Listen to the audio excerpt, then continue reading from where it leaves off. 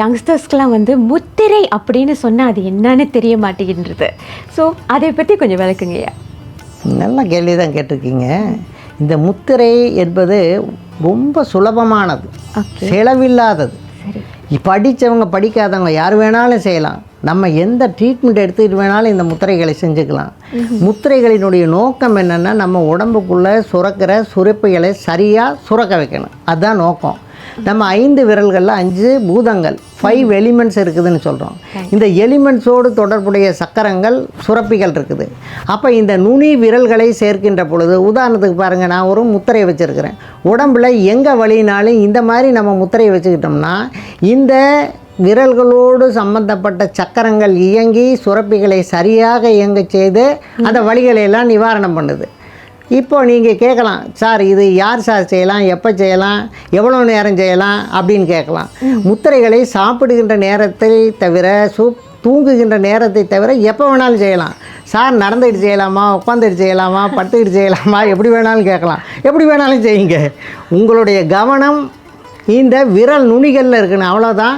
ரொம்ப எளிமையாக செய்யலாம், யார் வேணாலும் செய்யலாம். செஞ்சதுனால விரைவான பலன்கள் உறுதியாக கிடைக்கும். ஐயா, சமைத்த உணவு நோயை உருவாக்குமா? நினைவு தெரிந்த நாள்லேருந்து நம்ம அம்மா நமக்கு என்ன கொடுத்தாங்களா தான் சாப்பிட்டு இருக்கிறோம். உண்மை. அவங்க எப்படி அவங்க அம்மாவால் வளர்க்கப்பட்டாங்களோ அதே மாதிரி தான் நம்ம அம்மாவும் நம்ம வளர்த்துருக்காங்க.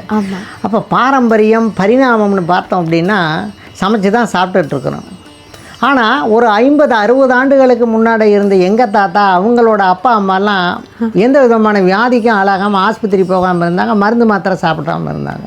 கிட்டத்தட்ட இந்த 50 ஆண்டுகளில் மருந்து மாத்திரைகள், வியாதி, நோயின்னு ஏராளமாக வந்துருச்சு. என்ன காரணம்னு பார்த்தோம்னா முக்கியமானது தெரியுது.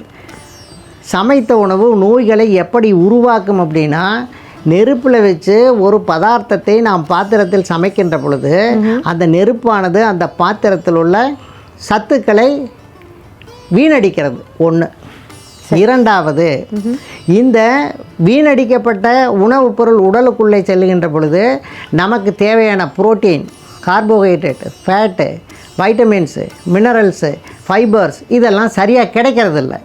சரியாக கிடைக்காத போது நம்முடைய உடலிலே உருவாக்கப்படுகின்ற ரத்தம் தரமான ரத்தம் இல்லை. அதனால் என்ன ஆகுது, சர்க்கரை உட்பட பலருக்கு பலவிதமான வியாதிகள் வருகிறது. அதனால தான் சமைத்த உணவு நோய்களை உருவாக்குகிறதுன்னு சொல்கிறோம். ஐயா, அப்பொழுது இயற்கை உணவு அப்படின்னு சொல்லும் பொழுது எதை நம்ம சொல்கிறோம்? ரைட். இயற்கை அப்படிங்கிறது எல்லாத்துக்குமே தெரியும், நேச்சர்னு சொல்கிறோம். ஆமாம். ஒரு காட்டு பக்கம் போகிறோம், மலை பக்கம் போகிறோம், அருவி பக்கம் போகிறோம், பார்த்தா அழகில் அப்படியே சொக்கி நிற்கிறோம். அப்பா வாட் அ பியூட்டிஃபுல் நேச்சர் அப்படின்னு சொல்கிறோம். அப்போ நேச்சர் என்பது அதுதான், இயற்கை. நாம் உருவாக்கியது இல்லை, இயல்பாக இயற்கையால் இறையர்களால் உருவாக்கப்பட்டது. சரி, இயற்கை உணவுன்னு கேட்டீங்க, எதை நம்ம சாப்பிட்றது அப்படின்னு பார்த்தோம் அப்படின்னா, இயற்கையாக விளைந்த தேங்காய் உயர்ந்த உணவு, காய்கறிகள், பழங்கள், கீரைகள், கொட்டைகள், உலர்ந்த பழங்கள், இது எல்லாமே இயற்கை உணவு. ஏன்னா இதில் எதையுமே நம்ம சமைச்சு சாப்பிட்றதில்ல. பெரும்பாலான அல்லது எல்லா நாடுகளிலுமே பழங்களை சமைப்பதில்லை. ஆனால் நம்ம என்ன பண்ணுறோம், அறியாமையின் காரணமாக தேங்காயை பல வகையில் சமைச்சு சாப்பிட்டுட்டு எல்லாத்துக்கும் கொலஸ்ட்ரால் அப்படிங்கிறோம். காரணம் தெரியல. டாக்டர்களும் சொல்கிறாங்க தேங்காய் சாப்பிடாதீங்கன்னு. இயற்கை என்ன சொல்லுது, தேங்காயை சாப்பிடு, ஆனால் சமைக்காமல் சாப்பிடு. தேங்காய் பால் என்பது இயற்கை தாய்ப்பாலுக்கு சமம்.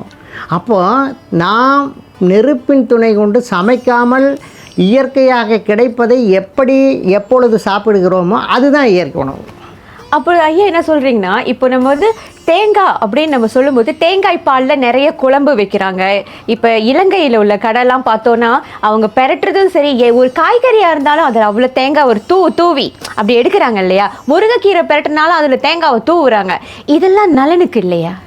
நல்ல கேள்வி கேட்டேம்மா. நம்ம தவறான அபிப்பிராயத்தில் நாக்குக்கு அடிமைப்பட்டு ருசி அப்படிங்கிறதுனால இதெல்லாம் செஞ்சிட்ருக்குறோம். நீங்கள் எவ்வளோ ருசியோடு சாப்பிட்டாலும் தொண்டைக்கு கீழே அந்த ருசி கிடையாது. ஆனால் நம்ம தேங்காய் பாலையோ தேங்காய் துருவலையோ அடுப்பில் இருக்கிற பாத்திரத்தில் போட்டு அதனை வேக வைக்கின்ற பொழுது என்ன ஆகும்னா ரசாயன மாற்றம் வருது. அப்போ தேங்காயில் ஏற்கனவே எண்ணெய் இருக்குது. இந்த எண்ணெயானது நெருப்பின் காரணமாக ரசாயன மாற்றத்திற்கு உள்ளாகப்பட்டு விஷமாக மாறுகிறது. இதை நம்ம நல்லா நோட் பண்ணிக்கணும்.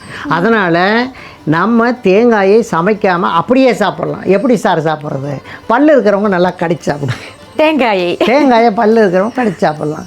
சார் என்னால் கொஞ்சம் கடிக்கிறதுக்கு கஷ்டம், தேங்காய் பூ பண்ணி வாயில் போட்டு சப்பி கடிச்சு சாப்பிடுங்க. முழுங்குங்க, அப்படியே தேங்காயை துருவலை முழுங்குங்க. சார் என்னால் அதுவும் முடியாது, பரவாயில்ல, தேங்காய் பால் எடுங்க, ஒரு ஸ்பூன் எடுத்து 5 மில்லி வாயில் ஊற்றுங்க, 1 நிமிஷம் வச்சுருங்க. ஒரு 50 மில்லி தேங்காய் கொடுக்கறதுக்கு, தேங்காய் பால் குடிக்கிறதுக்கு உங்களுக்கு எவ்வளோ நிமிஷம் ஆகுங்க? 10 நிமிஷம் ஆகும். இந்த 10 நிமிஷத்தில் நீங்கள் 50 மில்லி தேங்காய் பால் கொடுத்துட்டிங்கன்னா உங்கள் எலும்பெல்லாம் ரொம்ப ஸ்ட்ராங்காகிடும், பல நோய்கள் குணமாயிரும். இந்த மாதிரி தான் நம்ம இயற்கை உணவுகளை அப்படியே பயன்படுத்தணுங்க. ஐயோ, எனக்கு இன்னொரு கேள்வி. எனக்கு ஒரு பழக்கம் இருக்குது, அதாவது காஃபி அல்லது டீ அருந்து பொழுது நான் என்ன பண்ணுவேன், ஒரு கரண்டி தேங்காய் எண்ணெயை அதில் விட்டுட்டு அந்த காஃபி டீ குடிப்பேன். வீடே மணக்க ஒரு காஃபி கலக்கி நான் இப்படி வச்சுட்டு வந்தேன்னா எனக்கு அது ரொம்ப பிடிக்கும். அது வெர்ஜின் கோகோனட் ஆயில்னு சொல்லுவாங்க. அதை நம்ம தனியாக கொதிக்க வைக்க கிடையாது, அது அப்படியே விற்கிறது தான். அந்த மாதிரி குடிக்கிறதுல அது ஏதாவது உடலுக்கு நலன் கேடு இருக்கா? நல்லா இருக்குமா? நான் பள்ளிக்கூடத்தில் படிக்கும்போது 6வது வகுப்பு படிக்கும்போது என்னுடைய டீச்சர் சரஸ்வதின்னு இருந்தாங்க. அவங்க ஒரு நாள் வகுப்பில் சொன்னாங்க, டீ காபி மாமிச உணவு சாப்பிடக்கூடாது அப்படின்னாங்க. சரி. அவங்க சொன்னாங்க, டீயில் தேனின் அப்படின்னு ஒரு விஷம் இருக்குது, காஃபியில் கஃபின் அப்படின்னு ஒரு விஷம் இருக்குது, மட்டன் சாப்பிட்டா மீன் சாப்பிட்டா இதுலாம் நமக்கு ஜீரணிக்கக்கூடிய அளவு நமக்கு எதுவுமே இல்லை அப்படின்னு சொன்னாங்க. அப்போ அதை கேள்விப்பட்டோன்னே சின்ன வயசுலேயே எனக்கு என்ன தோணுச்சு, அப்போவே நான் நிறுத்திட்டேன். கிட்டத்தட்ட ஒரு 60 ஆண்டுகளுக்கு முன்னால் நான் நிறுத்திட்டேன். இப்போ டீ நம்ம என்னன்னா பழக்க தோஷத்தின் காரணமாக சாப்பிட்டுக்கிட்டே இருக்கிறோம். பெரும்பாலும் சொல்கிறாங்க, சார் டீ சாப்பிட்லின்னா எனக்கு தலைவலிக்குது, டீ சாப்பிட்டா தான் சுறுசுறுப்பாக இருக்குது அப்படின்னு சொல்கிறாங்க. ஆனால் டீ காஃபி இதனுடைய பண்பு என்னன்னு நம்ம தெரிஞ்சுக்கணும். நம்ம சாப்பிடும்போது இந்த டீ உள்ளே போய் நம்முடைய உடலில் எல்லா பக்கமும் இருக்கிற அந்த ஆற்றலை எடுத்துகிட்டு வந்து நம்ம கொடுக்குறதுனால, நம்ம டீ சாப்பிட்டதுனால நமக்கு நிறைய எனர்ஜி கிடைச்சின்னு நினச்சிக்கிறோம். 1 மணி நேரத்துக்கு அப்புறம் பார்த்திங்கன்னா மறுபடியும் நம்ம டயர்டாகிடுவோம், மறுபடியும் இன்னொரு டீ குடிக்கணும் அப்படின்னு. அப்போ இதை நீங்கள் நன்றாக சிந்தித்து பார்க்கணும். டீ நமக்கு தேவையில்லை. டீ எதுலேருந்து வருதுன்னா தேயிலை அப்படிங்கிற ஒரு இலையை போட்டு கொதிக்க வச்சு எடுக்கிறோம். இன்றைக்கி நம்ம நிறையா செய்யலாம். நம்ம வீட்டு முன்னாடி இருக்குது, கொய்யா இலை இருக்குது, நாவல் பழ இலை இருக்குது, கற்பூரவள்ளி இலை இருக்குது, துளசி இலை இருக்குது. இதெல்லாம் எடுங்க, தண்ணியில் போட்டு கொதிக்க வைங்க. இது கூட கொஞ்சம் உங்களுக்கு சுவைக்க என்ன வேணுமோ அதை சேர்த்தி குடிங்க. இதுதான் அருமையான டீ. நம்ம உடல் உட்பட எல்லா உறுப்புகளையும் சுத்தம் செய்கிறது. சார் அதுக்கு மேலே இதுலேயே சார் நெருப்பில் கொதிக்க வைக்க சொல்கிறீங்கன்னு கேட்கலாம். உங்கள் பழக்கத்துக்காக சொல்கிறேன். 1 வாரத்துக்கு அப்புறம் நெருப்பில் கொதிக்க வைக்காதீங்க, தண்ணி ஊற்றுங்க, அதெல்லாம் மிக்சியில் போடுங்க, அரைங்க, வடிகட்டுங்க, எடுத்து வச்சுட்டு நீங்கள் போட்டு பாருங்கள், அதை விட அற்புதமாக இருக்கும். அதுதான் இயற்கை டீ, இயற்கை காப்பி. நாங்கள் நேற்று செஞ்சோம், கொத்தமல்லி விதை, கொரியாண்டர் சீடு மிக்சியில் போட்டு ஒரு அரை அரைச்சோம், தண்ணிக்குள்ளே போட்டோம், ஊற வச்சோம், வடிகட்டினோம். அதில் கொஞ்சம் ஏலக்காய் தூள், கரும்பு சக்கரை, கொஞ்சம் இத்தினூண்டு உப்பு போட்டு கலக்கணும், வித்தவுட் எனி ஃபயர். அருமையாக இருந்ததுங்க. கொத்தமல்லி இந்த காஃபியை குடித்தோம்னா உடம்புல இருக்கிற கொழுப்பெல்லாம் கரைஞ்சி போயிடும், ஃபேட்டி லிவர் குணமாயிரும், கொழுப்பெல்லாம் ஓடி போயிடும், உடம்பு வெயிட்டெல்லாம் குறைஞ்சி போயிடும். எவ்வளோ அற்புதமான சிகிச்சை பார்த்தீங்களா? அருமை சார், அருமை. ஐயா, இப்பொழுது நெருப்பு இல்லாமல் சமைப்பது, உணவை சமைப்பது எப்படி?